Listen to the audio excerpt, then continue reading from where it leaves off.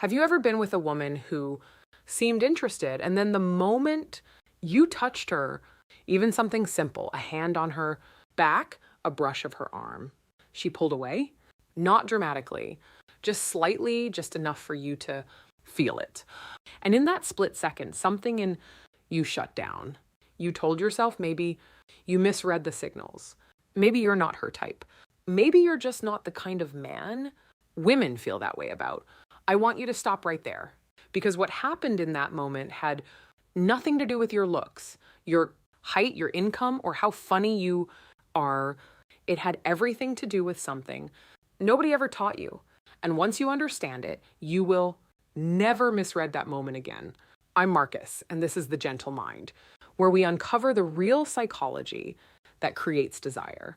Today, we're going inside the female nervous system, not in a manipulative way, in the way a man who genuinely understands women needs to. Because when a woman feels safe with your touch, something profound happens beneath the surface. It's not just physical comfort, it's a signal from her deepest biology that you are a man she can trust, want, and choose. And I'll warn you now, the final trigger I share with you today is incredibly powerful. It can change everything fast, and almost no one uses it correctly. So let's start at the truth. You've been taught, probably your whole life, that attraction is about being liked, being nice, being available, proving yourself. So you tried harder. You were thoughtful, patient, generous. You gave more attention, more time, more energy. And somehow, inexplicably, it pushed her further away. You felt invisible. Or worse, like you felt like a placeholder, a good guy she appreciated, but didn't desire. That feeling is real, and it makes sense because you were following a map that was drawn for the wrong destination. This was never your fault. Nobody taught you this. Attraction in women is not a decision. It's not something she controls with logic. It lives in the older, deeper parts of the brain, the parts that evolved over hundreds of thousands of years to scan for safety, strength, and genuine emotional resonance. She's not asking herself consciously, is this man attractive? Her nervous system is running a complex, rapid calculation, and it is looking for specific signals. Not performance, not perfection. Signals. Here's the framework you need to understand before we go further.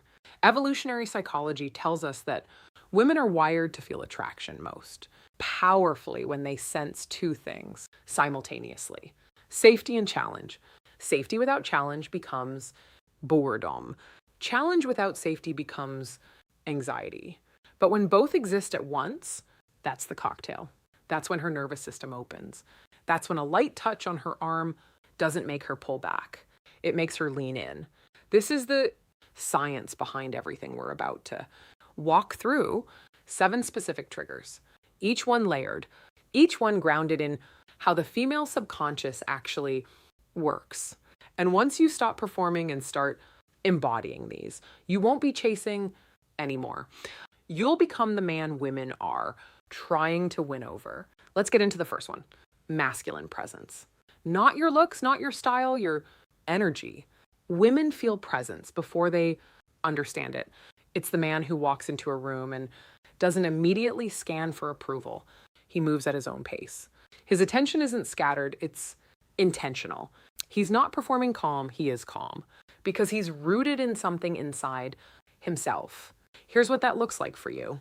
You're on a date. She says something slightly testing, maybe a small joke at your expense. Most men either laugh too hard trying to seem cool or they get defensive. The grounded man just smiles, holds the space, responds slowly. He doesn't need to win the moment. He already occupies it. Presence is the container. Everything else fills it. Now, the second trigger, emotional challenge. This is where most good men fall apart because they've been told that women want to be adored. And they do eventually. But adoration without polarity is flattery. And flattery feels desperate. Emotional challenge means you create a dynamic where she has to show up for you too. Think about this. You're talking to a woman you genuinely like. Instead of agreeing with everything, you lightly push back. I'm not sure I buy that. You tease her gently about something real. You don't put her on a pedestal. You treat her like a fascinating person who might have to earn your full attention. Not coldly, warmly, playfully. Polarity creates electricity. Without it, there's no spark to feel. Third trigger, selective attention. This is critical and almost no one gets it right. Your attention has value, but only if it's not infinite. When you're available for every message, every call, every moment she reaches out, you've removed scarcity. And the human brain, male or female, stops valuing what is always there. You need a full life, not a fabricated one. Real interests, real friends, real goals, so that when you give her your attention, she can feel that she earned something. You're not ignoring her. You're present when you're with her and genuinely occupied when you're not. The man with a purpose she has to fit into will always outpull the man who makes her the purpose. If this is making sense so far, hit subscribe and join the Gentle Mind community. It helps more men learn what they were never taught. Now we go deeper. The fourth trigger is intentional listening. Not just hearing, not nodding and waiting for your turn. Actually listening in a way that makes her feel seen at a level most people never experience. Women talk to process emotion. They're not always bringing you a problem to fix. They're often sharing how something felt. When you listen to understand the feeling, not just the facts, and then later you reference it, you reveal something extraordinary about yourself. You paid attention, not to impress her, because you actually cared. She mentions once that she always wanted to visit Portugal. 3 weeks later, you bring it up naturally, or you ask about the situation with her colleague she was worried about. These are not tricks. This is emotional, seeing, and it is devastatingly rare. The man who remembers the small things becomes the man she can't stop thinking about. Fifth trigger, calibrated vulnerability. This is where masculine men often close off completely and where they lose the deepest level of connection because they confuse vulnerability with weakness. Real vulnerability isn't complaining. It isn't seeking sympathy. It's the willingness to let her see something real in you. Share something you've struggled with that you've also grown from. Tell her about a time you failed and what it taught you.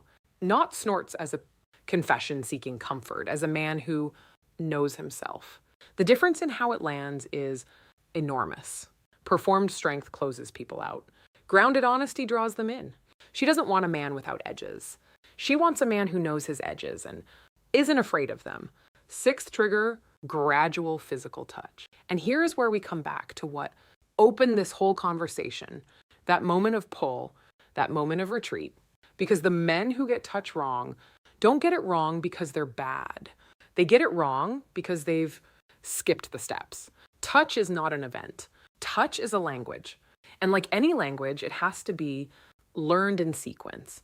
You start with brief, light, contextually natural contact. A hand near the small of her back as you guide her through a door. A light tap on her arm when you both laugh at the same thing. A brush of her hand when you're pointing something out. These aren't moves. They're calibrations. You're letting her nervous system register your presence as safe, as warm, as something she wants more of. Oxytocin, the bonding hormone, is released through touch, but only when the body feels safe enough to receive it. Rush the sequence, and her system goes into protection mode. Respect the sequence, and she starts seeking your touch without realizing it. Let her nervous system vote yes before you ask the question. And now, the seventh trigger, the one I told you to wait for, controlled unpredictability. This is the one that operates on the deepest biological level and the one that almost every man ignores. Dopamine, the neurochemical of wanting, of craving, of not being able to stop. Thinking about something is not released by consistency. It's released by uncertainty, by variable reward, by the gap between expecting something and not knowing if you'll get it. Think about how this plays out. The man who texts at the same time every day becomes background noise. The man who is genuinely present, sometimes in mysteriously quiet, other Times creates a pull she can't explain. Not because he's playing games, but because his life is actually full and his attention is actually earned. There's a difference between manufactured distance and natural rhythm. Women feel that difference immediately. You're not trying to confuse her. You're allowing yourself to remain genuinely interesting. You have depth she hasn't reached yet. You have a direction she's not certain she's included in. That uncertainty keeps her engaged in a way that constant availability never could. Predictability is comfort. Unpredictability is desire. You need both, but in the right proportion. Now let's step back from the triggers for a moment, because what these 7 things together are doing is not manipulation. They are the architecture of a man who has genuinely done the internal work. A man who has presence because he's committed to something, who challenges because he values himself, who listens deeply because he's genuinely curious about people, who touches with care because he respects the process, who remains unpredictable because his life is actually alive. You can perform these short term, but the real shift, the one that changes everything permanently, happens when you stop seeing them as techniques and start seeing them as the natural output of becoming a more grounded, more self-aware, more intentional man. This is not pickup artistry. This is emotional intelligence with direction. And here's what changes in your life. When you internalize this, you stop overthinking every interaction because you're no longer trying to say the right thing. You're just being the right version of yourself and letting the connection breathe. You stop chasing because you understand that real attraction is drawn, not pushed. You stop feeling rejected because you start reading the actual signals. Not what you hope they mean, but what they actually mean. Women want to feel safe and excited at the same time. They want a man they can trust with, their softness, and who also makes them feel alive. Most men give one or the other. The man who gives both, he becomes rare. He becomes unforgettable. You don't need to be perfect. You never did. You don't need to be taller, richer, louder, or more charming than you naturally are. You need to be more intentional, more present, more calibrated. You need the map that nobody handed you growing up. The one that explains why women respond the way they do and what your actual role in that response is. That map is what you just received. And I want you to use it, not to chase women down, not to manipulate anyone, not to trick a woman into feeling something that isn't real, but to show up as the most grounded, most aware, most genuinely magnetic version of yourself. And let real attraction follow naturally, because it will. When you stop performing and start embodying something in the air around you shifts. Women notice, not because you've put on a mask, but because you've taken one off. You just leveled up, quietly, without anyone seeing it. But you'll feel it the next time you're in the room with a woman worth wanting. If you're ready to stop chasing and start becoming the man women genuinely desire, subscribe to The Gentle Mind now.